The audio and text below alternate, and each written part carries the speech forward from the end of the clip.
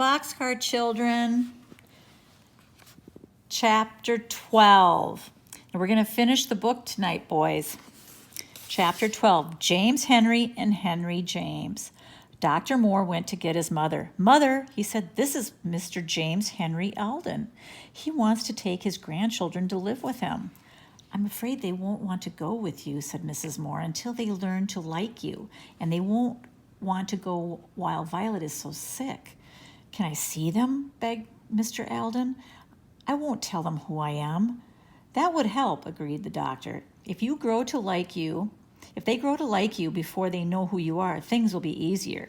Yes, said Mrs. Moore, stay here with us for a while. The children will learn to like you, and then we can tell them that you are their grandfather. Thank you, said Mr. Eldon. I will go home and get some clothes and come back, and I will give you the $5,000. But Mr. Moore would not take the money. I just want these children to be happy, he said. When Mary learned that she was to cook for Mr. Eldon, she was frightened. How can I cook for him? She cried. He has everything. He is a very rich man. You can cook for anyone, said Dr. Moore kindly. Just get one of your good chicken dinners and make some cherry dumplings. At dinner, Mr. Eldon saw all his grandchildren but Violet. He smiled with delight when he saw Jessie come into the room in her quiet way. Children, said Mrs. Moore, this is Mr. Henry. Benny laughed. Henry and Mr. Henry, he remarked. That's funny. Henry shook hands with Mr. Eldon before he sat down at the table. Where have I seen that man before, he thought. The children liked to hear Mr. Henry talk. He told them about a big cucumber in his garden. The cucumber was growing inside a bottle, and he couldn't get it out. Why not? Asked Benny. It is too big, said Mr. Eldon. How did it get in there? Asked Benny. It was a little cucumber when it went in, said Mr. Eldon. A cucumber will grow just the same in a bottle, but it'll grow so big you can't get it out. I'd like to see the cucumber, said Benny, stopping in the middle of his cherry dumpling. Would you really? Asked Mr. Eldon, delighted. Someday you and I will go over and pick it. And we can bring it to Violet, said Benny. Yes, we'll bring it to Violet, agreed Mr. Eldon. Henry thought again, where have I seen that man before? I wish I could remember. He could not remember, but he liked Mr. Eldon very much. All the children liked him because he was kind to them. At last one day, Mr. Eldon could see Violet and went softly into her room with some beautiful flowers from his garden.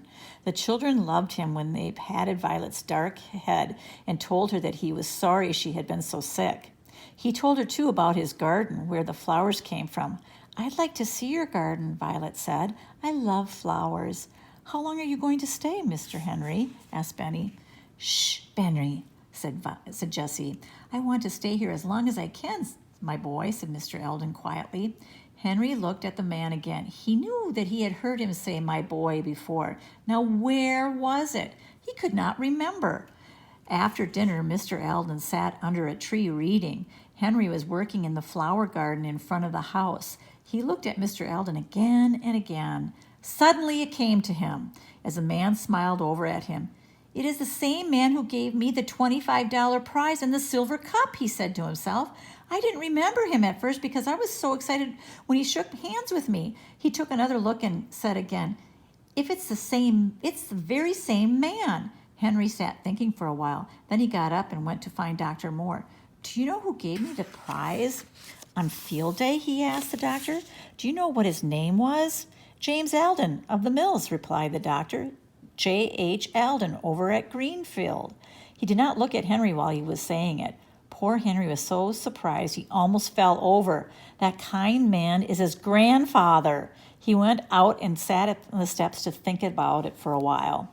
To begin with, this man was too young. Henry had thought of his grandfather as being an old man with white hair, and Mrs. Moore had called him Mr. Henry. Could it be that the man knew he was their grandfather and hadn't told them yet? Then he saw that Mr. Eldon was getting out of his chair under the trees. It's now or never, thought Henry. I have to know. He walked eagerly after the man who was going toward the garden with his back to Henry. Then the man turned around and saw how excited Henry was. Are you James Henry Eldon of Greenfield? Asked Henry. I am, my boy, replied Mr. Eldon with a smile. Does that mean you know that I know you are Henry James Alden?" "Yes," said Henry quietly. Then James Henry Alden shook hands with Henry James Alden. Boy, that's a tongue twister. Jessie and Benny came across the grass just in time to hear Henry say, "But grandfather." "Grandfather?" cried Jessie. "What do you mean, Henry?" "Yes, Jessie," said Henry eagerly. "He's the man we have been running away from all this time." "I thought you were old," said Benny, "and cross. Jessie said so." "I didn't know, Benny," said Jessie. Her face was red to think of running away from this kind man. But her grandfather did not seem to mind. He patted her on the head and said, "Let's go up and see Violet." There was no stopping Benny. He hurried into Violet's room, holding Mr. Alden by the hand and shouting, "It's Grandfather, Violet, and he isn't cross after all." "What do you mean?" asked Violet. "Isn't he Mr. Henry?" "My name is James Henry Alden," replied her grandfather. "And my name is Henry James Alden," cried Henry. "Well, well," said Dr. Moore. Violet held out onto her grandfather's hand and listened to the rest talking excitedly. "Where have you been living?" asked Mr. Alden at last. They all looked at each other, even Dr. Moore and his mother. Then they all laughed as if they never would stop. "You just ought to see," said Dr. Moore. "What?" cried the children at once. "You never saw it in the daytime?" "Is that so?" laughed the doctor. "I have to see it many times in the daytime." "Seen what?" asked Mr. Alden. "Our house," said Jessie. "We have been living in a boxcar in the woods." Then they all began to tell him about the dump and the dishes and the brook and the swimming pool. "They have 4 beds of pine needles in the car," said Dr. Moore. "How do you know?" asked Jessie. "Well," said Dr. Moore, "the first day Henry worked for me, I walked after him as far as the hill."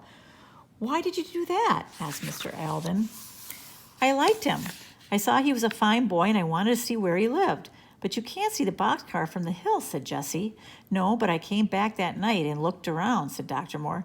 "About 10 o'clock?" cried Jessie. "Yes," said the doctor. "I stepped out on a stick and you heard me." "Our rabbit!" cried Jessie and Henry. "Watch, bark!" "Yes, I heard the dog bark, so I knew you were in the boxcar. Then I went home." "But you came back?" asked Jessie. "Oh, yes. When you were picking cherries, I went up to see your house. I wanted to see if you had enough to eat and enough dishes." "Why didn't you tell me?" asked Mr. Alden. "Didn't you know they were my grandchildren?" The doctor laughed. "Yes, I did.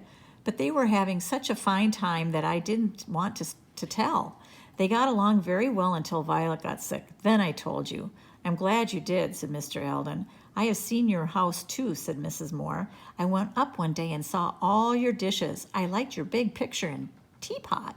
"All of you have seen it but me," said Mr. Alden. "We'll show it to you," cried Benny. "I'll show you my cart made out of wheels and my pink cup." "Good for you, Benny," said his grandfather, much pleased. "When Violet gets well, we'll all go up there.